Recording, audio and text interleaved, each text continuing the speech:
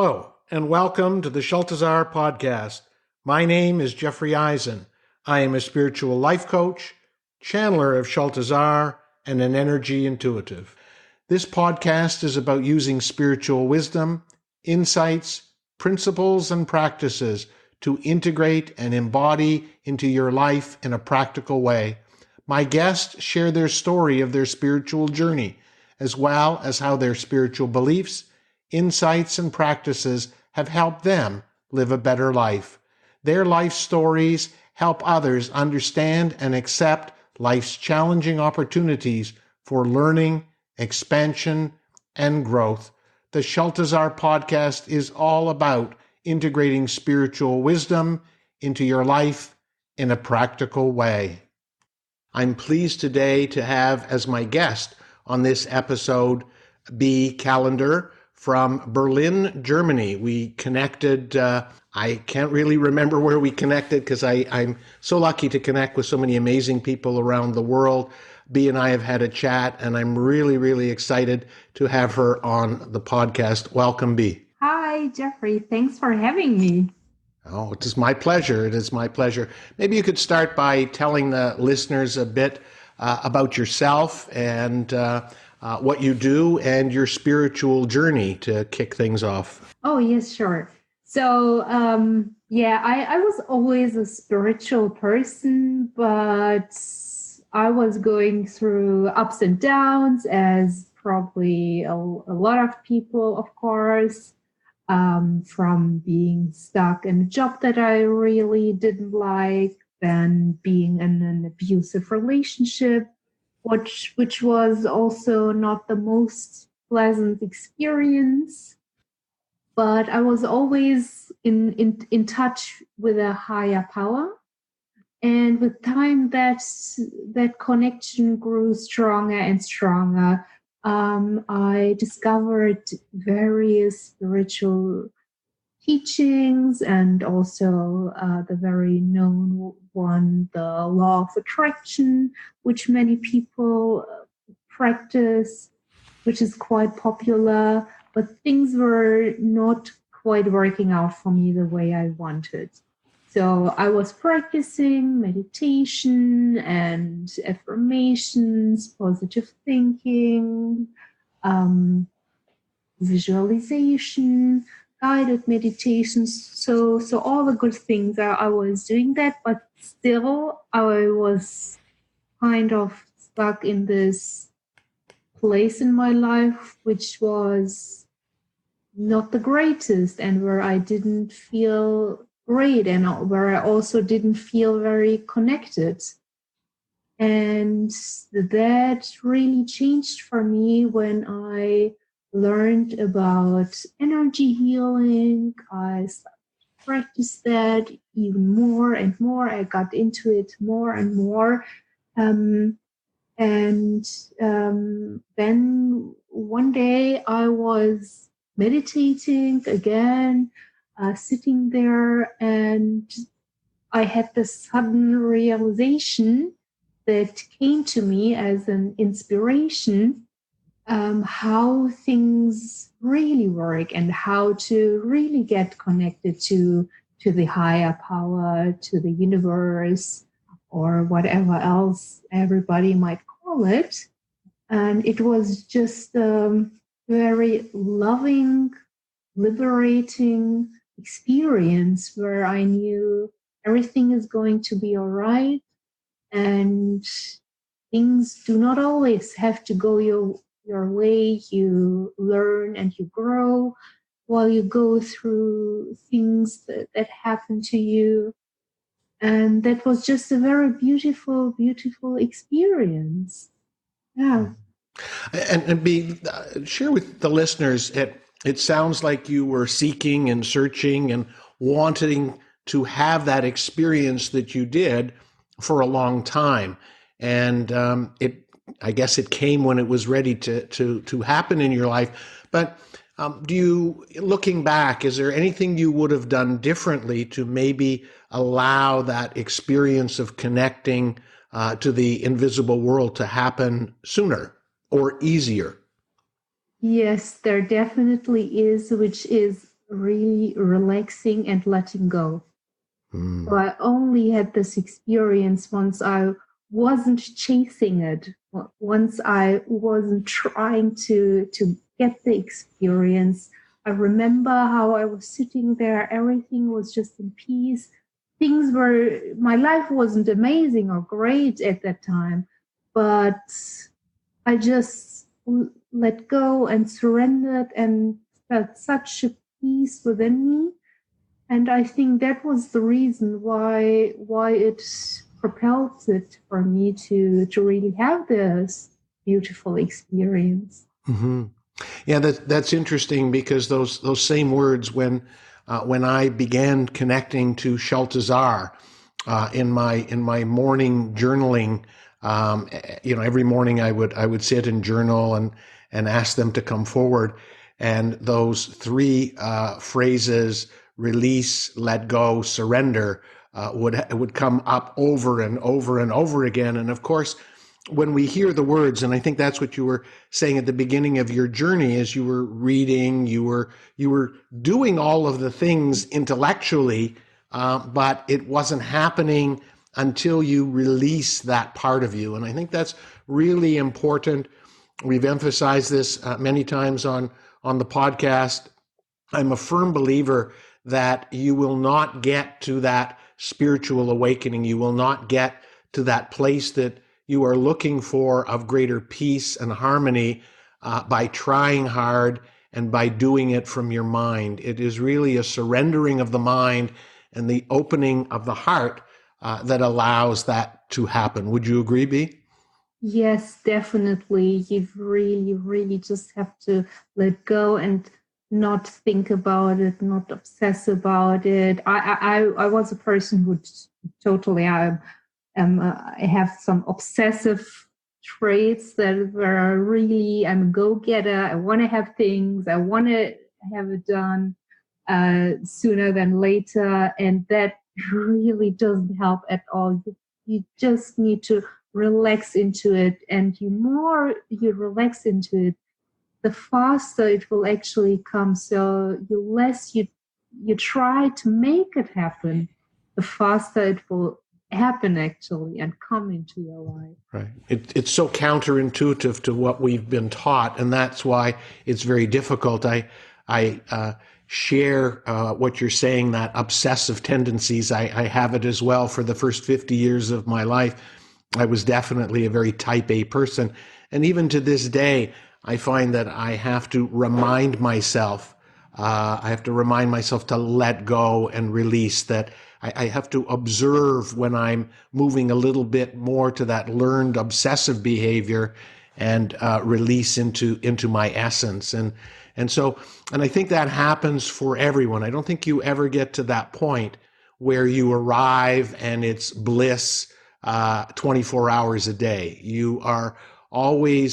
There is always that human life struggle that you have to be able to integrate your spiritual principles and beliefs into. Would you agree? And if so, maybe share with the listeners a bit about how you tamed that obsessive part of you and how you are able to bring your spiritual connection into your daily life. So for me, it was the day that happened was I was just so relaxed because I remember I was at my parents' home and we had family over and everything was just so relaxed. I didn't work. I didn't think about stuff. I just sat there and was just, I enjoyed the moment. I enjoyed of just being there. I really enjoyed the present moment, which is also so important. And I was really in the moment. So I wasn't thinking about the future or about the past or trying to achieve something. I was really, really present. That's very, very important to come back to be present. Maybe when you walk outside, be really aware of how you walk, or the beautiful surrounding around you, or how you feel in that moment, and not get carried away into time of future time or past time, and just be in the present moment, enjoy it, and experience it really with all your senses. Mm-hmm. Yeah, that's interesting because as you were talking, I'm thinking back of over past podcasts, and for any listeners that have been listening to all of the episodes, you will notice certain themes that will continue to repeat: being in the present moment, not trying as hard, and those themes will continue to repeat. And I assure you that this is not rehearsed, that I am talking to these people, to wonderful people all over the world. And the fact that they are telling you similar things in their own way, that they are sharing with you principles that worked for them, it's not a coincidence. It's not rehearsed. It's just the way it is. And we will continue on this podcast to bring on guests that I am sure are going to say the same thing, again, in different ways, because that's the way it has to be. We need, and it is a need, to quiet the mind, to relax, to let go, to stop trying. In one of the messages from Shaltazar, it says, in the searching and seeking, you will not find. And it is that desire and that push that, although we were taught that, it often is to our detriment. And it is that surrender that allows you to achieve an energy vibration that is quite amazing and allows you to manifest. I know you teach people about manifestation. How has this concept, this theory, this practice of releasing and letting go helped you in manifesting, and also in terms of your experiences with the people that you work with? So it's really, once we let go of the resistance that we hold for something, the resistance is really like a wall that is around us, like an energy wall, or even manifestation block that keeps away what we truly want to have. It's really like it's an energy field that invisible energy field that we build around us, and the resistance will only push away what we want to manifest. And there is no way that it will help us to actually be open and receive what we want, because in order to receive, we need to be open. We need to get rid of the walls that we build up by resisting, by obsessing, by really trying to get something.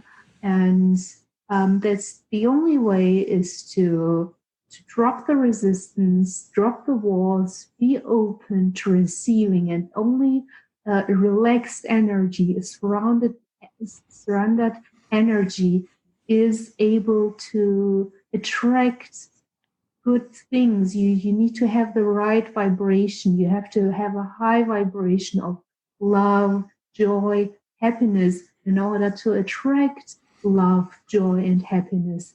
If you have low vibrational frequencies such as fear, desperation, and all the less good energies, these energies will also attract more fear and doubt and desperation, and that's not what you want to have. You want to be relaxed, you want to feel love, you want to feel abundance, you want to feel joy in order to attract that, because really like attracts like energy attracts like energy. And you need to be able to create that energy in the present moment in order to see it, to have all these beautiful things unfold in your life.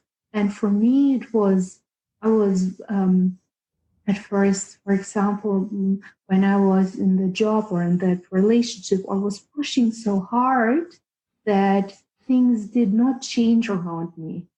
And once I started to relax into the moment, it wasn't easy at first, of course, if you're in such a situation.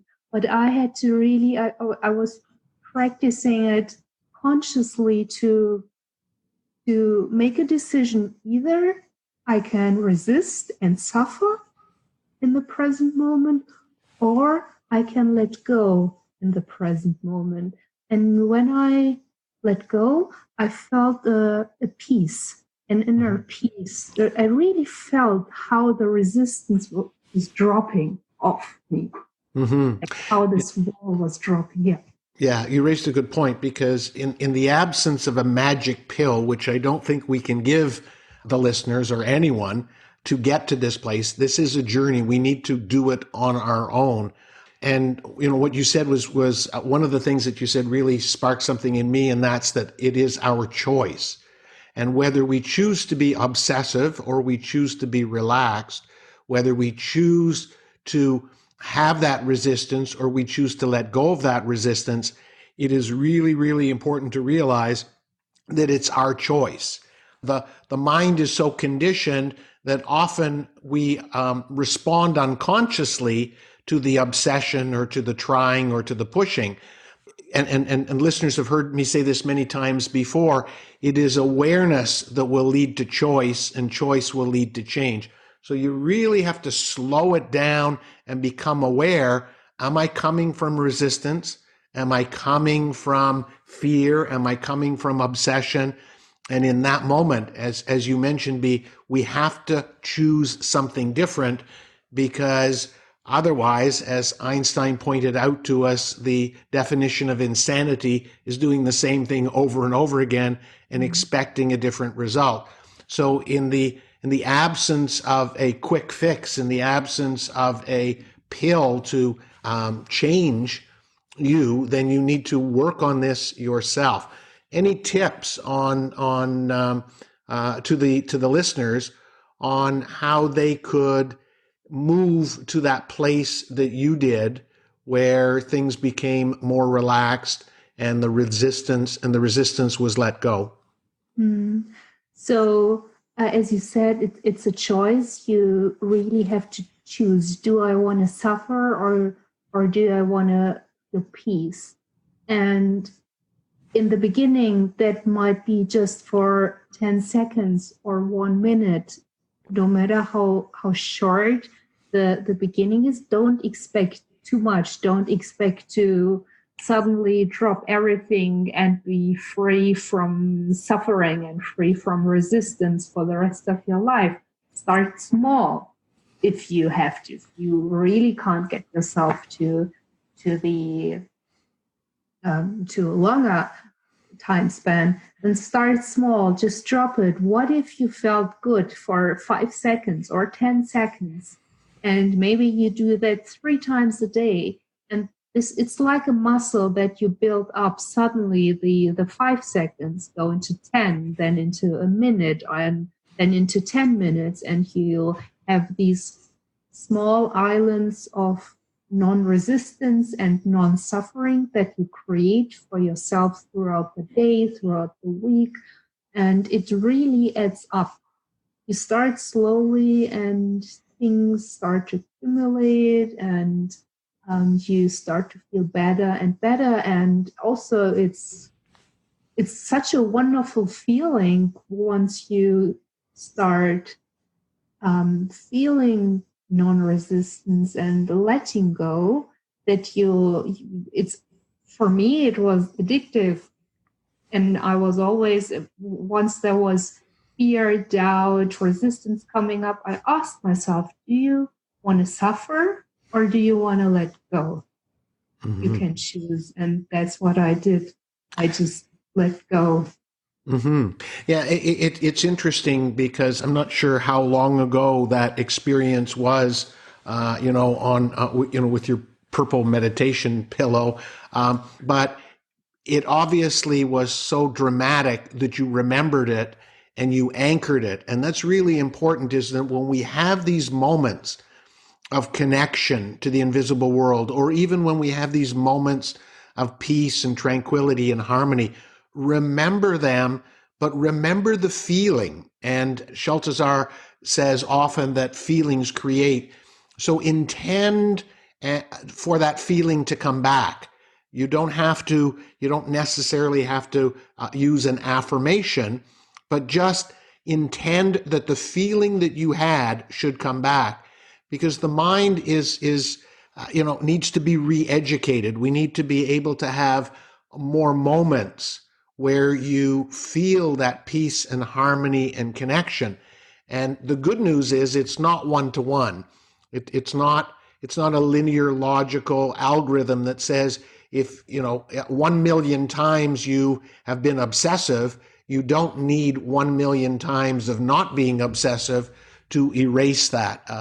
There is no formula, but I will tell you that the more times that you feel what it is you want to feel, and the more times you intend to have that feeling, the more you will erase the resistance and obsessiveness and suffering. And once again, I want to reiterate that question that you ask yourself is a beautiful one, because it's such a simple question. Do I want suffering or do I want peace? But it really drives it home. I mean, because if you are going to stay in that obsessive mind, if you're going to stay in the resistance, you are sentencing yourself to suffering. And if you want peace, then you have to let go of that which is causing the suffering. Yes. Bee, tell us a bit about some of the work that you do with your clients and how you operate, and some of the maybe success stories that you've had with your clients, helping them move to this place of peace and harmony as opposed to suffering and resistance. Mm-hmm. So my work is a lot about, as you said, about finding inner peace, and also finding what manifestation blocks everybody has, because we all have some manifestation blocks, which are actually limiting beliefs, things that we believe about ourselves or about the world. For example, I am not smart enough, or money is hard to earn, or all good men are gone. All these beliefs that are implanted in us, in our subconscious mind, come up when we try to manifest something. And you may wonder, why am I not able to manifest more abundance? Why am I not able to manifest love into my life? And you say, I do affirmations, and it's just not working. Well, the reason then is that you have some beliefs that counteract them.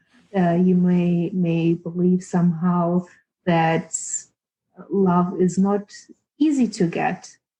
And what I do is really discover all these beliefs that we have, because these beliefs are also a source of resistance that are created. For example, if you think love isn't easy to get, then you'll feel a resistance towards love. And we really need to uncover what beliefs, manifestation blocks everyone has, and remove them. And the very first step is always getting someone in a good place, raising the vibration, getting rid of resistance. And a wonderful exercise for that is a gratitude practice, because gratitude raises your vibration. And when you can find things that you're grateful for in your life, even when things are not the way you want them to be, you can make yourself feel good. It really helps with removing resistance, dropping suffering, and living in peace and harmony and gratitude. So gratitude is a really, really big one for me. And this feeling gratitude and working with dropping resistance is really an everyday practice. Mm-hmm. And the basis for my work. Right. And Mm-hmm. yeah, then once we uncover the manifestation blocks, we remove them by working with energy healing, by connecting to the universal energy, by meditating, by letting the energy work through you and connecting you with a lot of love and light, and letting the universe, the source energy, remove these blocks for you. Mm-hmm. And it's very interesting as you're talking.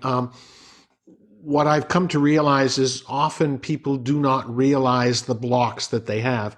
Often people don't even realize the beliefs that they have because they're so entrenched, they're so conditioned. I believe Don Miguel Ruiz in the Four Agreements called it domestication. And so this has been going on for years and years. And unless you start to surface those beliefs, unless you start to become aware, and I've been working with people for a number of years, and they're astonished when we start surfacing some of these beliefs that they inherited from parents and education and religion and siblings and peers. They didn't even realize that that was a belief that they had. And so it's so important to take some time and reflect. And I encourage people to do the writing thing as well. You talked about gratitude. I think that's a great idea. But even when it comes to your beliefs, take a piece of paper and take a topic like love or take a topic like money, and then just start writing down the first things that pop into your mind without any thinking. Because those are the beliefs and they're hidden in the unconscious. And so if you give them an opportunity and just write and write and write, and then look at them, and you may find that you're very surprised because you didn't really realize that those were your beliefs. They're not always an intellectual choice. It is something that we inherited. And the only way to change those beliefs is to become aware of those beliefs. So writing them down is certainly important. And then with regard to your comment about gratitude, that is a great way to shift. Often I find people focus on what's wrong in their life as opposed to what's right. And if you stop and even if you did something like muscle testing and you repeated what's wrong in your life and muscle tested that, you would find that you went weak. If you muscle tested what you're grateful for, you would find that you would be very, very strong. And so that is the body's way of telling you that the vibration of gratitude is far more beneficial for you than the vibration of what's wrong, the complaining, the procrastinating, the talking and focusing about your issues and challenges. And so it is based on quantum physics, quantum mechanics, that if you can focus on that gratitude, you are shifting the vibration in your body. Would you agree with that? Yes, absolutely. And I also want to touch on the points you said, for example, that we inherit that beliefs. And this is so true because when we are young, our subconscious mind is so open, and we get imprinted beliefs without having a conscious say in them. For example, if you experience that your parents fight a lot about money or other things, then you might um, uh, attach money to suffering somehow, and then it's a bad thing for you. And this, it's so important, and all these beliefs, they get carried over from generations to generations. So it's really our duty to scour them. And also, as you said, you're not aware of them, you cannot change it. And that's so important to be aware of them, to get aware of them. And one method is definitely to write it out, because or use automatic writing, because then things can come up to the surface. And you can also think about patterns that you experience over and over in your life. What happens in your life over and over again? For example, you get fired from jobs, or you always have a boss that you don't like, or anything. It can be anything, or you have friendships that never really work out. And really think B, your about. volume's gone down a little bit, so if you Oh, could. okay. Now better? Yes, thank you. Okay. So think about patterns that repeat themselves in your life, and you'll discover blocks that you have.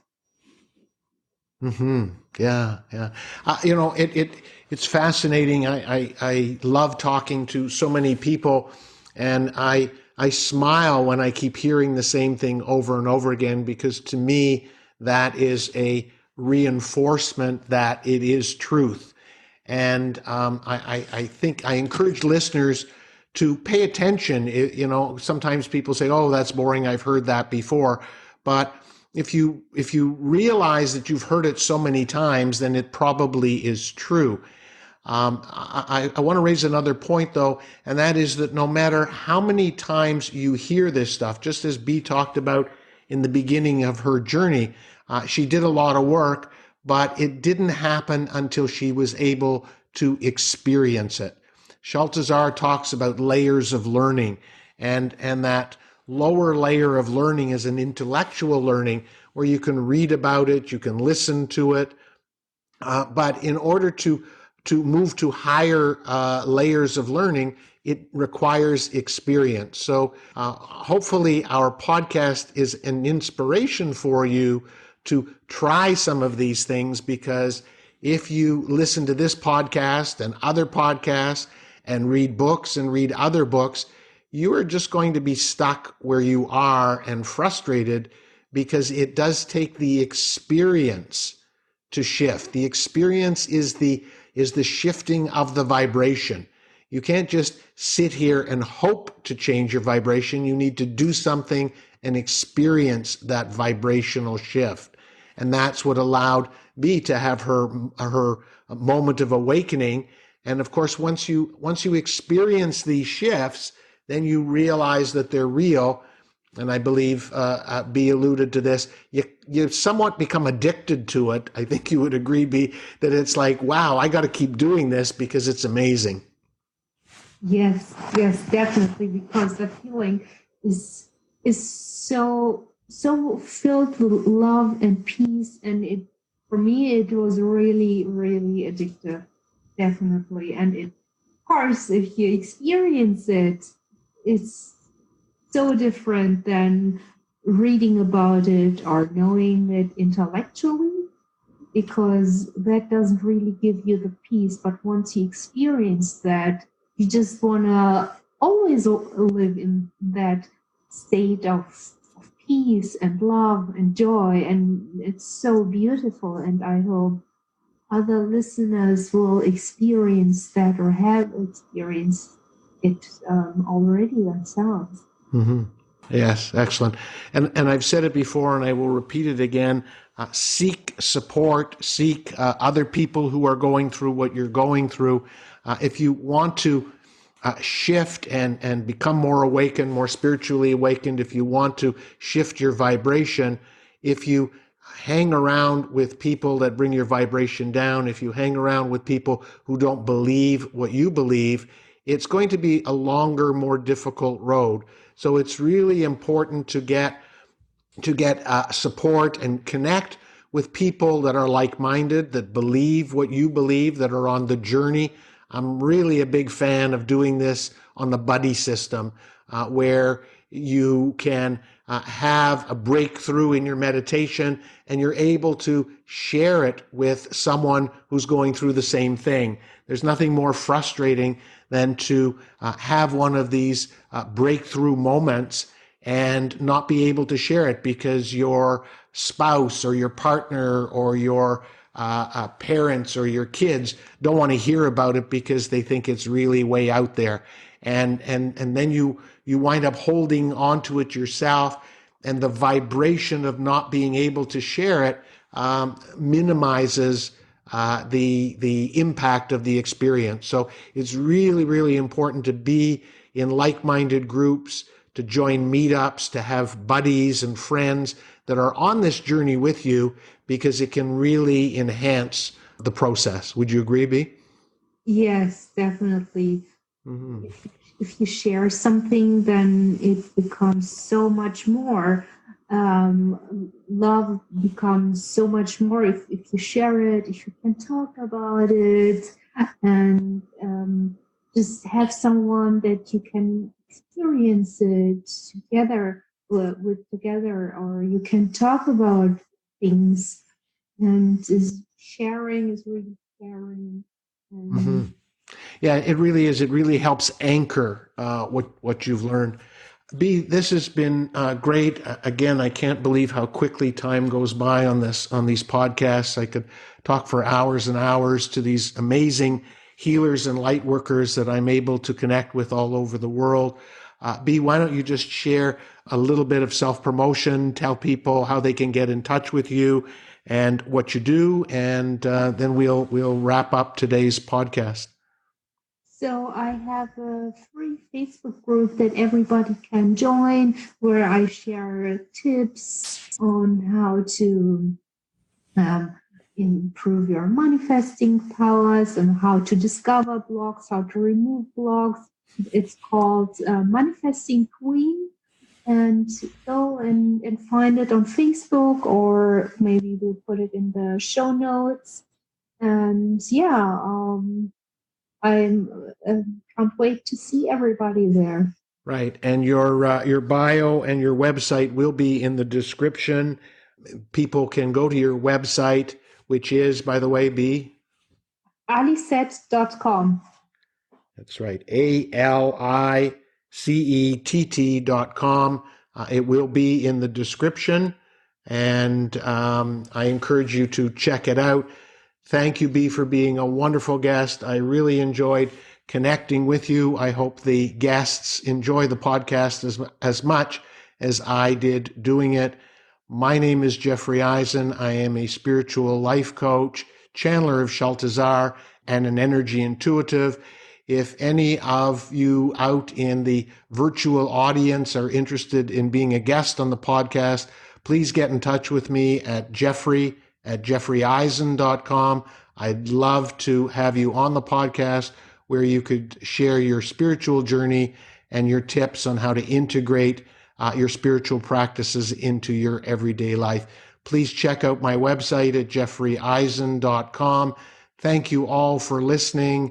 And until next time, love and light to you all.